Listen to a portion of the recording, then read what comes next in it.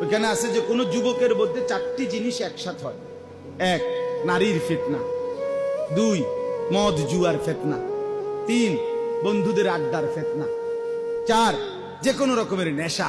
অর্থ যাইবিনি কুনানে মোটরসাইকেলে কক্সবাজার দিল, ছেড়া ডাকলো, কক্সবাজার গিয়ে থামলো। বাসে যাইতে না বাসে যাইলে না, বাসে যাইলে সেরকম এনজয় হয় না, বুঝেন না?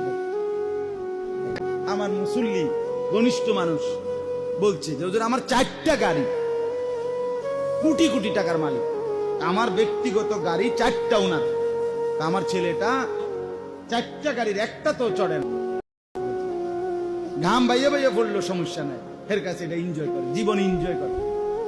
এনজয় করে তোর গাম পরে তুই কি এনজয় করছ? এটা এনজয়।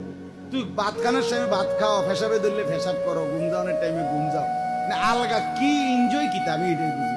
আরে মানুষের হয়েছে মক্কলে দেখে তোমার বেউকুফ তুমি, শুধু শুধু না এটা আপনি বলেন না, এটা তো বেহুদা। হযরত মালিক ইবনে দিনার রাহমাতুল্লাহ আলাইহি বলছে ইন্নামাল খায়রু ফিশ শাবাব, তিনি বলছেন সমস্ত কল্যাণ ফিশ শাবাব, যৌবনের মধ্যে।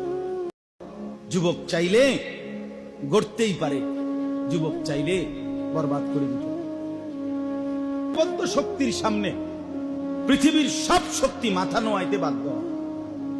নওজোয়ানের স্পিরিটের সামনে আমি সব সময় যাব, কোন নওজোয়ান যুব শ্রেণী যৌক্তিক কিংবা অযৌক্তিক একটা কিছু আমরা তার মাথার যদি একবার ঢুকে থাকতাম, সে ঠিক এর মাথায় পৌঁছে দেবে।